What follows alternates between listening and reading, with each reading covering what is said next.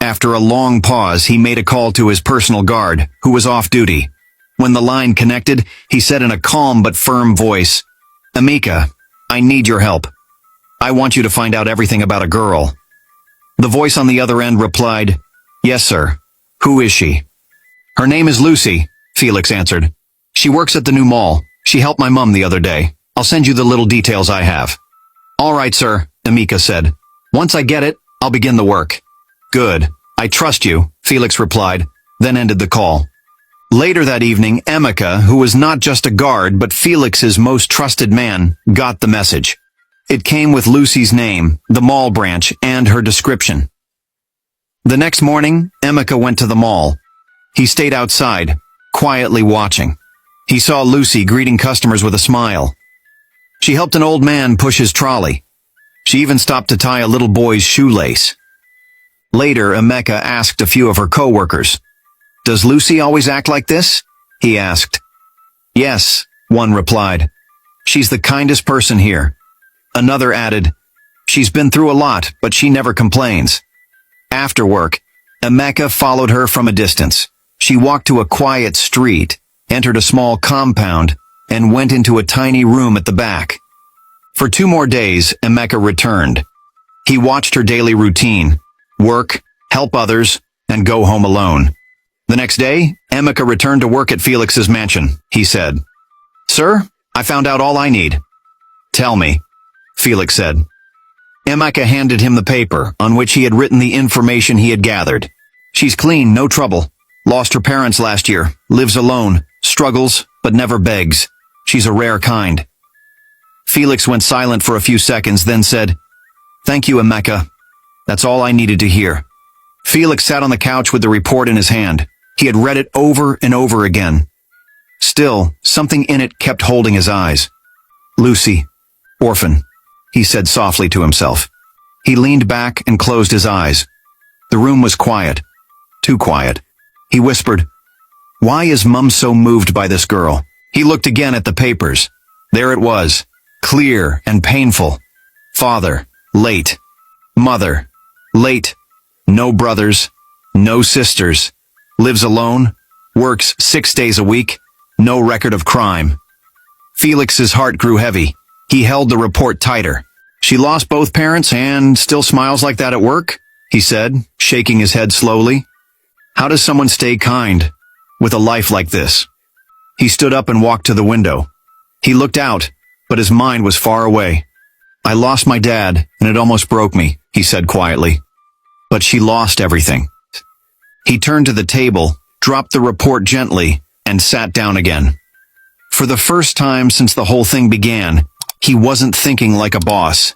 He wasn't even thinking like a son. He was thinking like a man who had just seen someone stronger than he ever imagined. She didn't ask for help, he said to himself. She gave help, even with nothing. He rubbed his hand across his forehead, his face serious. "Who are you really, Lucy?" he whispered. "Why do I feel like I need to know more?" Lucy was walking home after a long day at the mall. Her feet were tired, and her body ached. The street was quiet. The sun was going down. Suddenly, she heard a loud honk. Behind her. She turned around quickly. A black car had stopped beside her. The window rolled down. A woman with soft eyes and a bright smile was inside. She looked fancy, like someone from a rich family. Lucy blinked. The face looked familiar, but she couldn't remember from where. Then the car door opened slowly, and the woman stepped out. She was wearing a long, beautiful dress and shiny shoes. "Hello, my dear," the woman said gently. "Do you remember me?" Lucy stared for a moment. Then her eyes grew wide. "Oh, you're the woman from the mall," Lucy said, her voice surprised. "The one who needed the oil." The woman laughed kindly. "Yes, my name is Agnes. I've been looking for you.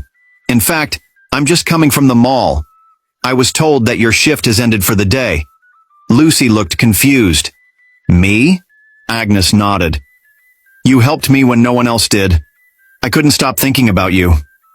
Lucy looked down shyly. "It was nothing, Ma. I just didn't want you to go home empty-handed." Agnes smiled and opened the car door. "Please, come with me. I'd love to talk to you more.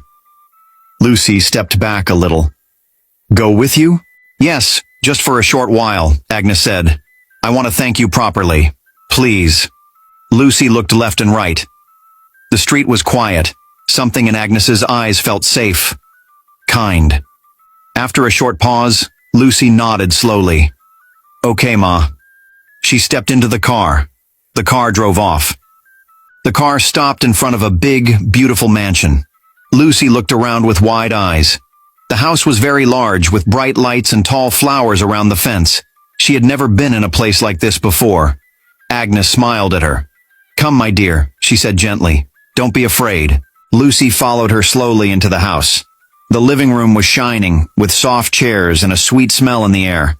They both sat down. Agnes looked at Lucy with warm eyes. I want to tell you something, she said. Lucy nodded quietly. That morning, Agnes began, I wanted to cook something special, but when I opened the kitchen shelf, I saw that the cooking oil was finished. She shook her head with a little smile.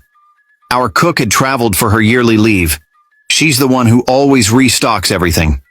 But this time, I think she forgot. Lucy listened closely. So I said to myself, let me rush to the nearby mall and get it myself. Agnes continued. I wore my dress quickly and left. But when I got to the counter to pay, she stopped and looked into Lucy's eyes. I found out I didn't carry my debit card. Lucy's eyes widened. I felt ashamed, Agnes said softly. The people around me were looking. The cashier was already upset. I didn't know what to do. Lucy looked down, remembering that moment. Agnes reached out and held Lucy's hand. Then you came, she said gently. You didn't laugh. You didn't ask much questions. You just stepped forward and helped me. That act of kindness, it touched my heart. Lucy's eyes began to shine with tears, but she smiled softly. I didn't do anything big, Ma, she said quietly. Agnes shook her head. To you, maybe it was small. But to me, it was everything. There was a short silence. The room felt calm but full of meaning. Then Agnes said, That's why I brought you here. I want to do something for you too. Lucy looked up surprised. Agnes looked at Lucy with a soft smile. She reached for her hand again. My dear, Agnes said gently, people like you are very rare. Many would have stood by and watched me being humiliated. But you helped me with a kind heart. Lucy lowered her eyes, feeling shy. Agnes stood up and walked to a small table nearby. She opened a drawer and brought out a brown envelope and a small box. She came back and sat beside Lucy. I know you didn't ask for anything, Agnes said. But please take this. It's just a small gift to say thank you. She handed Lucy the envelope. Lucy opened it slowly. Her eyes widened. Inside was a bundle of cash. Then Agnes opened the box. Inside it was a shining gold chain and a bracelet. These belonged to me when I was younger, Agnes said. They are very special to me, but I want you to have them. Lucy's eyes filled with tears. She looked at the money. She looked at the jewelry. Then she gently pushed them back to Agnes. No, Ma, she said softly. I didn't help you because I wanted anything. I just saw someone in need and did what I could. Agnes looked at her surprised. Are you sure? She asked. Lucy nodded. Yes, Ma. I have seen hard times too. I know what it feels like when you're in trouble, and no one helps. There was a deep silence in the room. Agnes held the envelope and box close to her chest. She was touched. You are different, Lucy, she said quietly. Very different. Lucy just smiled, her eyes still wet. Felix had been standing quietly by the door. He had seen everything. He saw Lucy's face when she refused the gifts.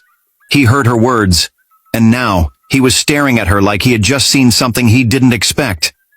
Slowly, he walked into the living room. Agnes turned, her face bright with joy. Oh, Felix, she said. Come and meet the kind girl I told you about. This is Lucy. Lucy turned to see who had walked in. Her mouth fell open a little. Her eyes widened. It was Felix. The same Felix she had seen on TV and in newspapers. The same young man, known all over the city for his big businesses and quiet ways. She stood up quickly. "Good evening, sir," she said, bowing her head. Felix nodded with a small smile. "Good evening," he said. "So, you're the girl who helped my mum at the mall?" Lucy nodded, still standing. "I watched you just now," Felix said, moving closer. "Why did you reject the money and the jewelry?" Lucy looked at him, then at Agnes, then back at Felix. Her voice was calm. "I didn't help her because I wanted a reward," she said. "I helped because it was the right thing to do. That day, I saw someone in need. I had a means, so I helped. That's all." Felix stared at her. He didn't speak right away. He just nodded slowly. "I see," he said quietly. Then he sat across from them, his eyes still fixed on her. Mrs. Agnes looked at Lucy with soft eyes. "But why are you rejecting my gift?" she asked again, her voice low and gentle. Lucy sat still for a moment. Then she looked at Agnes and spoke from her heart. "Kindness is not meant to be paid for. I believe in hard work, Ma. If I work with my hands, I will know that I truly earned what I got. That way, I can be proud of my strength." Felix, who had been watching her quietly, smiled. He leaned forward. "In that case," he said, "I want to offer you a job." Lucy turned to look at him, eyes wide. "Yes," he continued. "Come work as my personal assistant at the company's head office. The job comes with a house, and a good salary." Lucy's mouth opened a little. Her heart began to beat fast. "A job?" she asked slowly, almost in a whisper. Felix nodded, but suddenly, Lucy's smile faded. She looked down. Agnes noticed it at once. "What happened?" she asked. "You don't like to work for my son?" Lucy shook her head quickly. "No, Ma. It's not that," she said. "It's just, I didn't finish school. After my parents died, I had to stop. So, I don't think I have the papers needed for such a big job." Felix sat up straight. "You don't need to worry about that," he said. Lucy looked at him. He smiled and spoke kindly. "You will go through a simple training program before you start work, and I will also enroll you into an online university. You can learn from home at your own pace, but only if you want to." Lucy's eyes filled with tears of joy. "Yes," she said. "Yes, I want that." But after a moment, she paused. Her voice became quiet. "But why are you doing all this for me?" she asked. "You don't even know me." Felix looked at her and smiled again. "I may not know you fully," he said, "but I saw what you did at the mall. You helped a stranger without asking for anything. Then you refused money and gold. That kind of heart is rare." He paused. Then he looked at her again and said, "I have a confession to make," he said, his voice calm. Lucy looked up at him. "After my mother told me what you did for her at the mall, I asked my personal guard to do a little background check on you, just to find out more, so I'd know how best to reward you." He raised his hand slightly. "Please. I didn't do it with any bad intention." Lucy said nothing. She just listened.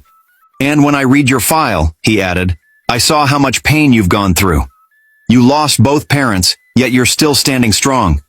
He looked at her straight in the eyes. "You helped my mother on her worst day. Now let us help you on your best." Lucy was quiet. She held her chest and nodded slowly. "Thank you, sir." "Thank you, Ma," she said softly. Lucy walked into the office every morning with a smile on her face. Her steps were calm. Her hands always carried her files, and her eyes looked ready for the day. As Felix's personal assistant, she was doing more than just well. She was perfect. She arranged his files. She answered his calls. She reminded him of every meeting. Not once did she forget a single thing. After work hours, she would go back to her staff apartment. But instead of resting, she opened her laptop and joined her online classes. She studied late into the night, even after a long day at work. Felix didn't know any of this at first. But one day, his driver told him she often carried books around and barely ever went out unless it was for work. That made him more curious. He began to notice her more. The way she smiled when she talked. The calm way she answered even the toughest questions. Felix didn't know when it started. But soon, He found himself looking at her longer than usual. He started walking past her desk for no reason.